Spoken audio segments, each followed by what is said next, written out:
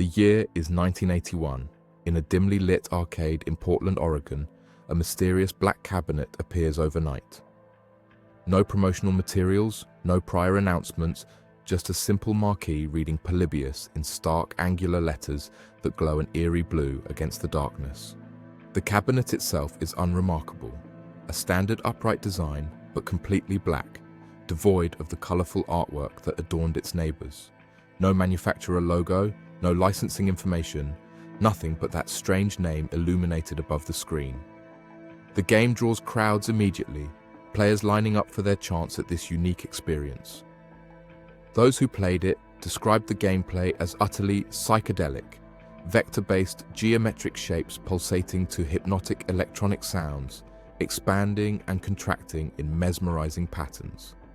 The colors shift and morph with every level, creating what one player called a tunnel of light that seemed to pull you in physically. Control was said to be unusually responsive, creating an immersive experience that induced a trance-like state, with players losing track of time completely. But then, something sinister begins to unfold.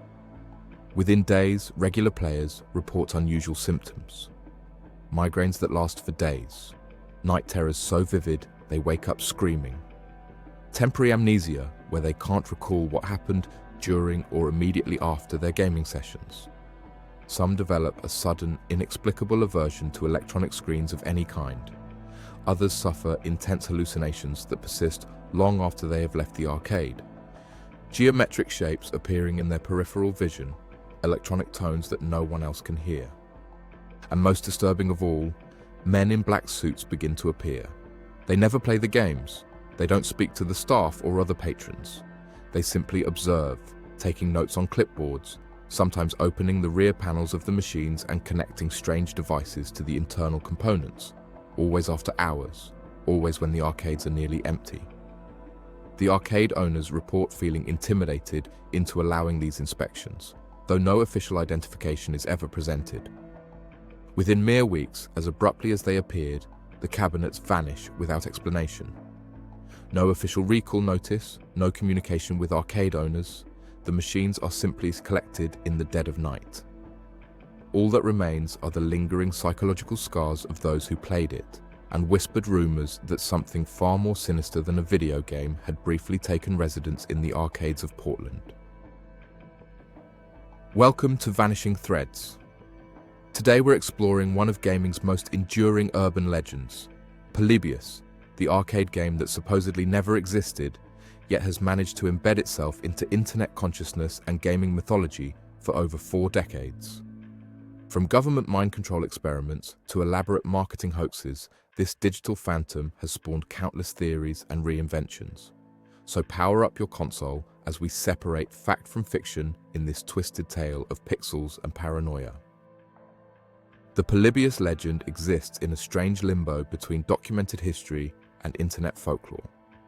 Unlike many urban legends that evolved from campfire tales or regional myths, Polybius was born in the digital age, arguably one of the first true internet legends to achieve widespread recognition, predating even Slender Man and similar digital native horror stories. The earliest verifiable mention of Polybius appeared around 2000 on the website coinop.org, a forum and database dedicated to arcade gaming history and preservation. It was an era when the internet was still finding its footing as a mass medium, before Wikipedia became comprehensive, before YouTube existed, and when primary sources for arcade history were scattered across hobbyist networks and personal recollections. In this primordial digital environment, a mysterious entry materialized in the coinop.org database, describing a game called Polybius, supposedly released by a company named Sinneslöschen, German for sense deletion or sensory deprivation. According to this entry, the game was released in 1981 and withdrawn shortly afterwards.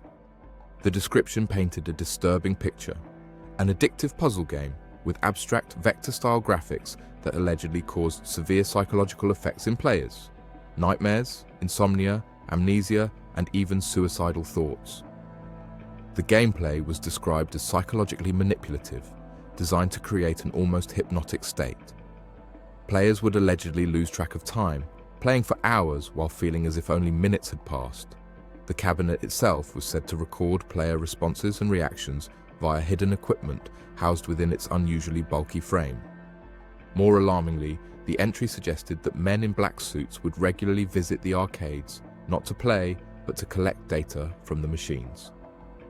These mysterious figures were described as government psychologists, or sometimes unmarked military personnel who would arrive during off hours to extract information from the cabinets and observe players from a distance. Some versions of the story claim they would specifically target arcades frequented by troubled teens or near university research facilities. The coinop.org entry included just enough specific details to seem plausible: cabinet dimensions, a rough description of the control panel layout, and even the supposed manufacturer's ROM codes. Yet it provided no photographs, no circuit board layouts, and no verifiable documentation that would normally accompany a genuine arcade game from that era. This single database entry became the seed from which the entire mythology would grow.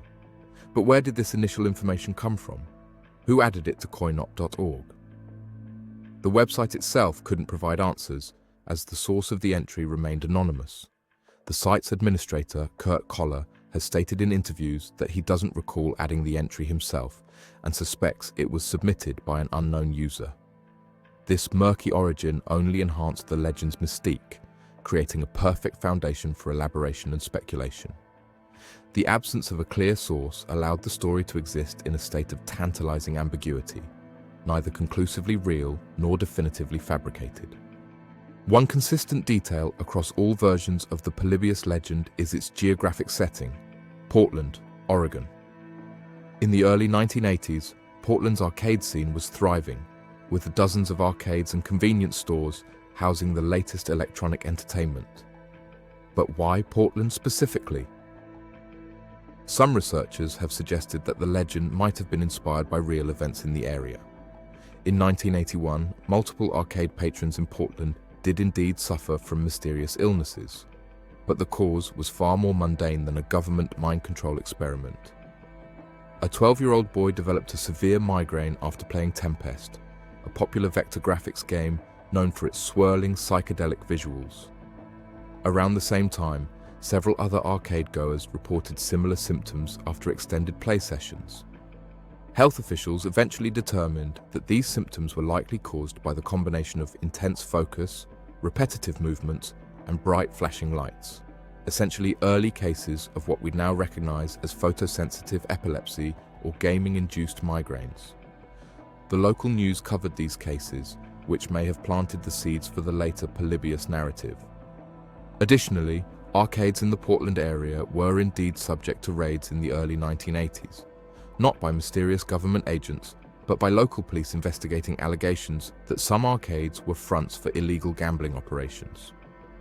Arcade owners reported men in suits, likely plainclothes officers or federal agents, inspecting their machines and taking notes.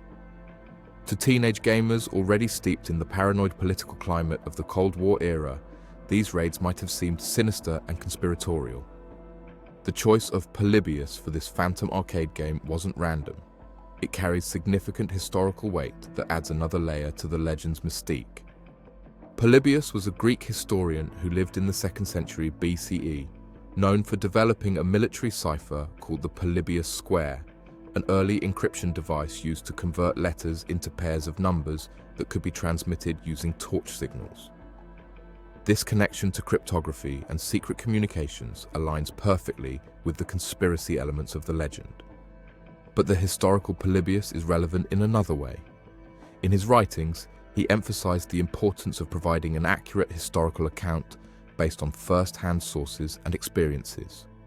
He criticized historians who relied on second-hand information or who wrote about events they hadn't witnessed.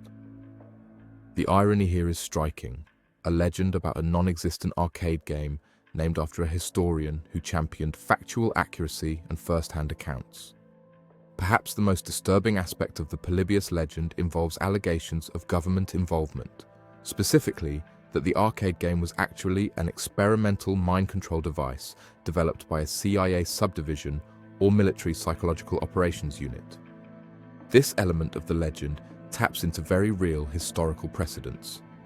From 1953 to 1973, the CIA conducted a series of experiments, some of which investigated mind control and psychological manipulation through various means, including subliminal messaging, sensory deprivation, and psychedelic substances. These experiments were conducted on often unwitting American and Canadian citizens, and many of the program's records were allegedly destroyed in 1973 to cover up the ethical violations involved.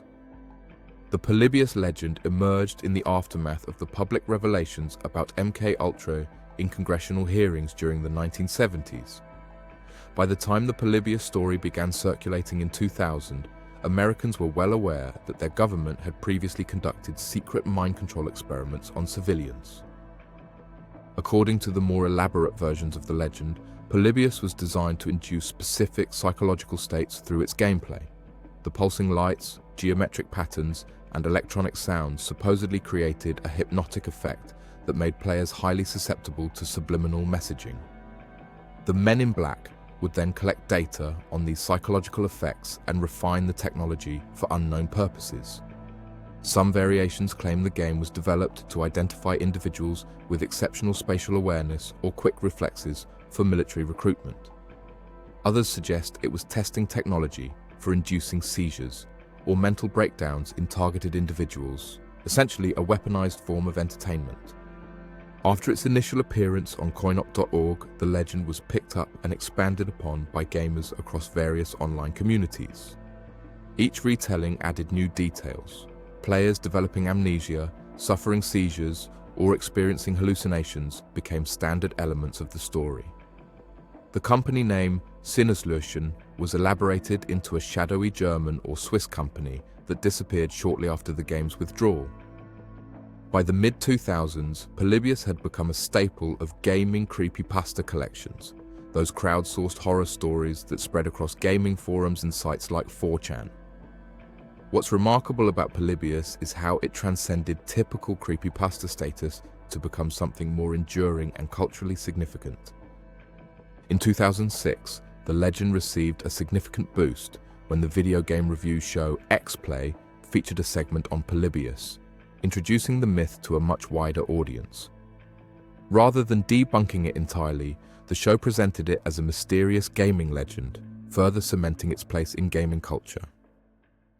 As social media platforms emerged, Polybius found new life through YouTube videos, Reddit threads, and Twitter discussions. Each platform added its own spin to the tale, creating an ever-expanding web of evidence and speculation. What began as a simple database entry had evolved into a complex narrative with multiple strands and variations, a perfect example of collaborative digital mythology. While we've established that Polybius, as described in the legend, never existed, the legend itself definitely exists, which means someone created it. But who? The most credible theory points to Kurt Koller, the owner of coinop.org, where the legend first appeared.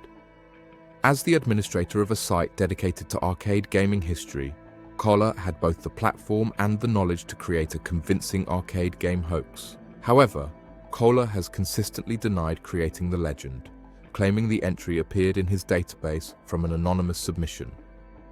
Another theory suggests that the legend was a viral marketing campaign for a game or film that was ultimately never released. The timing, around 2000, coincided with the rise of early viral marketing techniques, and the detailed nature of the original entry suggests a carefully crafted narrative rather than a random internet joke. Perhaps the most compelling theory comes from researcher Catherine Despira, who traced elements of the legend to a man named Stephen Roach. In 2006, Roach claimed to have been part of a 1981 experiment involving arcade games that caused him to have a seizure. The timing and details aligned with aspects of the Polybius legend, suggesting Roach may have embellished a real experience into the foundation of the myth. Another possibility is that there was no single creator. Like many internet legends, Polybius may have evolved organically, with multiple contributors adding elements over time until it coalesced into a coherent narrative. This theory, that Polybius is essentially a collaborative fiction, aligns with how we understand digital folklore to develop. Despite or perhaps because of, its fictional nature, Polybius has had a remarkable cultural impact. What began as an internet rumor has transcended into mainstream consciousness and inspired numerous creative works. In 2017, Lamasoft, headed by veteran game designer Jeff Minter, released an actual game titled Polybius for PlayStation VR. Minter's version was deliberately designed to create an altered state of consciousness through pulsing lights and intense visuals, essentially making real the psychedelic aspects of the legendary game, minus the government conspiracy and harmful effects. The legend has also appeared in popular television shows. The Simpsons included Polybius as an arcade cabinet in the background of an arcade scene, a knowing nod to viewers familiar with gaming culture. The science fiction anthology series Black Mirror, known for its technological dystopias, incorporated elements reminiscent of the Polybius legend in episodes dealing with mind control and altered consciousness. Independent filmmakers have created documentaries exploring the phenomenon, most notably the Polybius Conspiracy podcast, released as part of the Radiotopia series, which blended fact and fiction to further explore the legend's themes. What's particularly interesting is how Polybius has become a shorthand for discussions about technology, psychology, and trust in institutions. When people discuss the potential dangers of virtual reality, addictive game design, or government surveillance through technology, Polybius often emerges as a reference point. A cautionary tale about what could happen when technology is weaponized against its users. The longevity and spread of the Polybius legend can be attributed to several factors that make it uniquely compelling and resistant to complete debunking. First, it emerged at the perfect historical moment. The early 2000s saw the first generation of arcade gamers enter adulthood with nostalgia for their gaming experiences and access to internet platforms where they could share stories. This demographic was also young enough to have grown up with video games, but old enough to remember the moral panic around arcade games in the early 1980s. Second, the legend contains just enough verifiable truth to seem plausible. There really were arcade raids in Portland. There really were cases of gamers experiencing adverse health effects. The US government really did conduct secret mind control experiments on citizens. These factual anchors provide just enough credibility to make the rest of the story believable. Third, the legend taps into deeper cultural anxieties about technology and control. The idea of a game that can manipulate your mind speaks to fears about media influence, addiction, and loss of agency that remain relevant today, perhaps even more so in our screen-dominated world. Finally, the legend benefits from its unfalsifiability. Since the game supposedly vanished without a trace, the absence of evidence becomes, paradoxically, part of the story rather than evidence against it. This makes Polybius remarkably resistant to conventional debunking. Polybius represents something unique in modern mythology, a legend born entirely in the digital age that continues to evolve and persist despite widespread knowledge of its fictional nature. It has transcended from mere urban legend to become a cultural touchstone that reflects our complicated relationship with technology, entertainment, and institutional authority. Perhaps most ironically, through various recreations, references, and reimaginings, Polybius has achieved a kind of existence after all. While the original game described in the legend never stood in an arcade in Portland, the idea of Polybius has become so pervasive that it has materialized in various forms across media, a digital ghost that gains substance through collective belief and creativity. Interestingly, this phenomenon of bringing fictional games into reality extends beyond just Minter's version. The indie game scene has produced several interpretations of what Polybius might have been like. These recreations often play with the psychological horror elements of the legend, attempting to capture the supposed hypnotic, disorienting nature of the original.